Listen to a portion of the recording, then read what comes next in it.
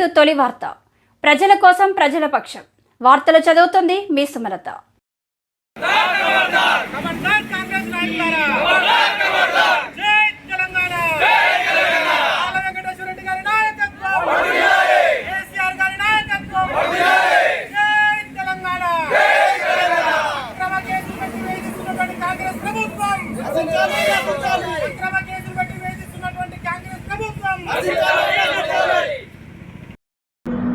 ఈరోజు ముసాపేట మండలంలోని స్థానిక పోలీస్ స్టేషన్లో యువజన సీనియర్ నాయకులు దాసరపల్లికి సంబంధించినటువంటి రవివర్ధన్ గారిని సోషల్ మీడియాలో పోస్టులు పెట్టాడనేటువంటి కారణంతో చేత ఈరోజు తీసుకొచ్చి ఒక మర్డర్ చేసిన వ్యక్తిని, రేప్ చేసిన వ్యక్తిని ఎట్లయితే పొద్దున తెల్లవారుజామున పోయి ఎట్లయితే పోలీసులు తన పోలీసు వెహికల్లో వేసుకొని వస్తారో ఆ రీతిలో, అంటే ఒక విద్యావంతుడు చదువుకున్న వ్యక్తిని ఏదైనా అతని మీద కంప్లైంట్ వస్తే పోలీస్ స్టేషన్కి రమ్మని చెప్తారు. కానీ పొద్దున 6 గంటలకు పోయి ఒక నేరం చేసిన వ్యక్తిని తీసుకొచ్చి ఈరోజు పోలీస్ స్టేషన్లో పెట్టడం జరిగింది. ఈ సందర్భంగా మొత్తం మేము ఒకటే ఈ కాంగ్రెస్ ప్రభుత్వాన్ని కానీ స్థానికంగా ఉన్నటువంటి ఎమ్మెల్యే గారిని కానీ ఒకటే హెచ్చరిస్తున్నాం. ఇది తప్పుడు విధానం. మేము కూడా గత 10 సంవత్సరాల అధికారంలో ఉండి ఏ కాంగ్రెస్ నాయకుని కానీ ఏ సోషల్ మీడియా వారిని కానీ ఎక్కడ కూడా మేము ఇబ్బంది పెట్టలే. తప్పనిసరిగా మాకున్న పాత్ర ప్రతిపక్ష పాత్ర.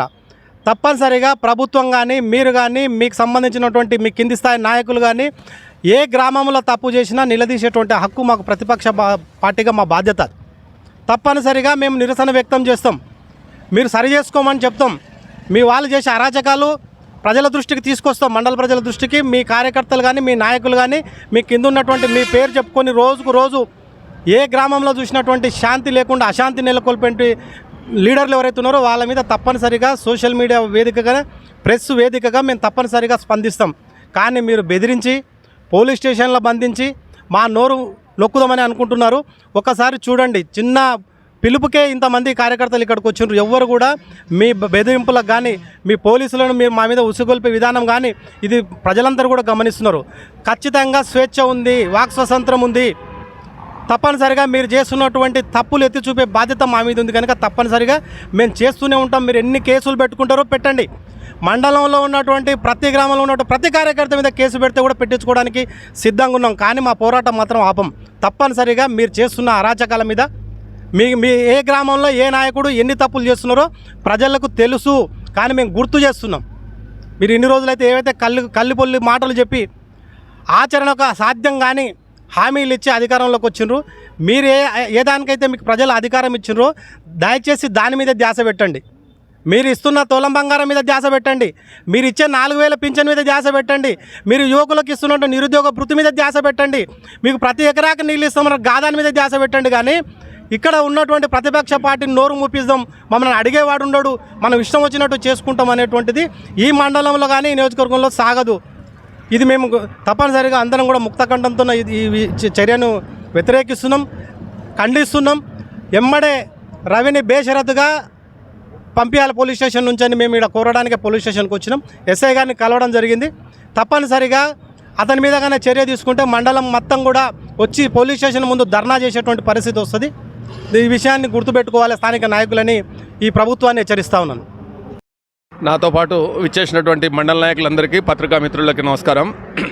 ఈరోజు నిజంగా కూడా ప్రభుత్వం మారి దాదాపు ఒక 4-5 నెలలు, 8 నెలల కన్నా ఎక్కువ కాలేదు.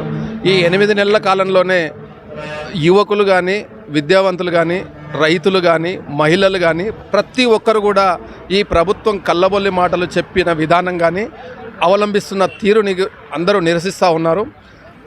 దాంతోపాటు ఈరోజు ఈ నాయకులకు ఎటూ లేని, అంటే 10 సంవత్సరాలు అధికారం లేమనే ఒక ఖండకవరంతో ఈరోజు అధికారులని ఒత్తిడి చేసి, పోలీసులపై ముఖ్యంగా ఒత్తిడి చేసి ఈరోజు యువకులు విద్యావంతులైనటువంటి బీఆర్ఎస్ సోషల్ మీడియా వారియర్స్ పైన ఈరోజు ఎలాంటి కంప్లైంట్ లేకుండా, ఎలాంటి తప్పు లేకున్నా అర్ధరాత్రి పోయి ఇంటికి పోయి వాళ్ళని తీసుకొని వచ్చిన తీరు ఈరోజు అందరు గమనించాల్సిందిగా విజ్ఞప్తి చేస్తూ ఉన్నాం.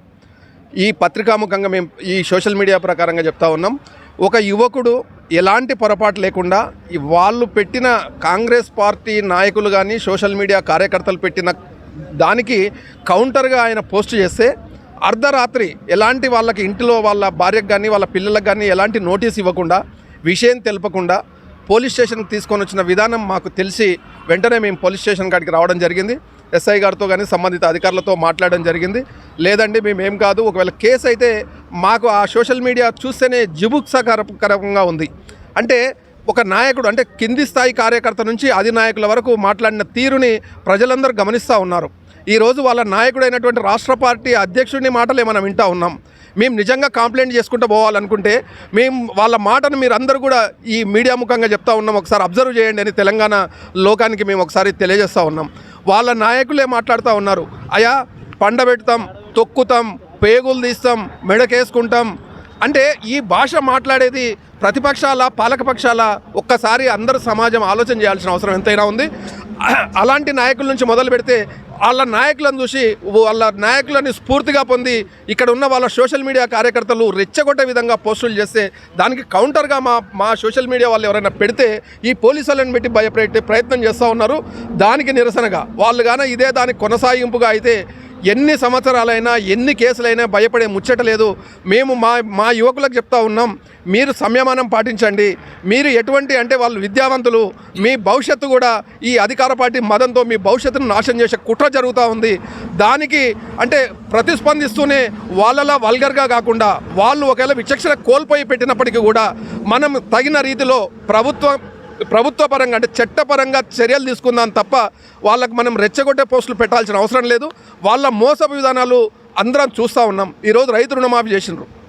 రైతు రుణమాఫీలో పేపర్ మీద పెట్టినరు రేషన్ కార్డు ప్రామాణికం అని చెప్పి, ఓరల్గా చెప్తా ఉన్నారు ఒక పాస్బుక్కే యూనిట్గా తీసుకుంటామని చెప్పి. అంటే ఎంత అంటే ఇప్పటి వరకు ఆ జీవో అంటే రేషన్ కార్డు ప్రామాణికం కాదనే జీవోను కూడా ఇప్పటి వరకు వాళ్ళు వెలువరించలేదు. కానీ మేము డైరెక్టర్ అగ్రికల్చర్ గారిని అడిగితే కూడా చెప్తా ఉన్నారు, లేదు సార్ సోషల్ మీడియా మీరు చెప్తా ఉన్నారు, ఓరల్గా మాట్లాడే మాటలు కాకుండా రేషన్ కార్డు ఉంటేనే మేము రుణమాఫీ చేస్తామని, అది కూడా రీషెడ్యూల్ చేసిన వాళ్ళకు లేదు అని. అంటే ఎవరైనా కానీ వాళ్ళ దాన్ని కాపాడుకోవడానికి మళ్ళీ బ్యాంకులో మంచితనంగా ఉండి రుణాలు తెచ్చుకోవాలని రీషెడ్యూల్ చేసుకుంటా ఉన్నారు. వాళ్ళని కూడా మోసగొట్టి అంటే ఈ ప్రభుత్వం ఉద్దేశం ఏంటంటే ఎంత వీలైతే అంత రైతులని తక్కువ చేసి ఏదో కొంతమందికి ఇచ్చి మేము ఇచ్చిన మామ అనిపించుకునే ప్రయత్నం ఈరోజు కనబడతా ఉంది ప్రభుత్వంలో. దీన్ని అంతా కూడా ఎప్పటికప్పుడు ఎండగడతాం. ఎవరికైతే రైతులు మిగిలిపోయినరో వాళ్ళకు వచ్చేదాకా కూడా బీఆర్ఎస్ పార్టీ తరఫున ఉద్యమిస్తామని చెప్పి ఈ ప్రభుత్వానికి హెచ్చరిస్తూ ఉన్నాం. అందరు రైతులను కూడా ఈరోజు ప్రతి ఒక్కరు కూడా పేద రైతులే, ప్రతి రైతుకు కూడా ఆఖరి రైతు వరకు రుణమాఫీ జరిగే విధంగా మీరు చెప్పారు. ఎలక్షన్లో 100 రోజుల్లో 13 హామీలని 6 గ్యారంటీలుగా ఇస్తామని చెప్పారు. 13 హామీలలో మీరు ఇప్పటివరకు చేసిన 5 హామీలు. ఒక మంత్రి గారు అంటారు 5 గ్యారంటీలు పూర్తి చేసినామంటారు. అంటే జనం అబ్జర్వ్ చేయాలంటున్నా. మీరు 100 రోజుల్లో మీరే ప్రమాణం చేసినారు. ఈరోజు దాదాపు 8 మాసాలు అవుతుంది. 8 మాసాలు అయితే కూడా ఇప్పటికే మీరు చెప్పిన 6 గ్యారంటీలలో ఉన్న 13 హామీలని ఇప్పటి వరకు మీరు నెరవేర్చలేదు. దాని మీద మేము ఇంకా ఉద్యమ పంతకు కూడా మా బీఆర్ఎస్ పార్టీ అధినాయకత్వం పోలేదు. ఇంకా చూద్దాం, దాదాపు ఒక 1 ఇయర్ వరకు వాళ్ళు ఏం చేస్తారో చూద్దాం. నిజంగా వాళ్ళు మోసం చేసే ప్రయత్నం చేస్తే తప్పకుండా మా రాష్ట్ర పార్టీ ఆదేశానుసారం ఉద్యమిస్తామని చెప్పి ఎక్కడ కూడా ఈ ప్రభుత్వ బెదిరింపులకు భయపడే ముచ్చట లేదు. కానీ ఏదైనా కానీ ఒక పద్ధతి ప్రకారం ఒక చట్ట ప్రకారమే మేము పోతాం తప్ప చట్టాన్ని మా చేతిలోకి తీసుకునే ప్రయత్నం చేయమని చెప్పి మేము అధికారులకు ఒకటే సూచన చేస్తూ ఉన్నాం. అధికార పార్టీ నాయకులు ఎలాంటి ఒత్తిడి చేసినా కూడా మీరు చట్టాన్ని అతిక్రమించి భయభ్రాంతులకు గురి చేసేది చేయొద్దని చెప్పి అధికారులను వేడుకుంటూ ఈ ప్రభుత్వాన్ని హెచ్చరిస్తూ ఉన్నాం. మీరు ప్రభుత్వం ద్వారా భయపెట్టే ప్రయత్నం చేస్తే మీరు రెచ్చగొట్టే ప్రయత్నం చేస్తే ఇక్కడ ఎవరు భయపడేవారు లేరు. ఎటువంటి పరిస్థితుల్లో కూడా మీ అరాచకాలను మొత్తాన్ని ఈ ప్రజానికాన్ని ముందర నిలబెడతామని చెప్పి తెలియజేస్తూ ఈ విలేక వచ్చినటువంటి పత్రికా మిత్రులందరికీ కృతజ్ఞతలు.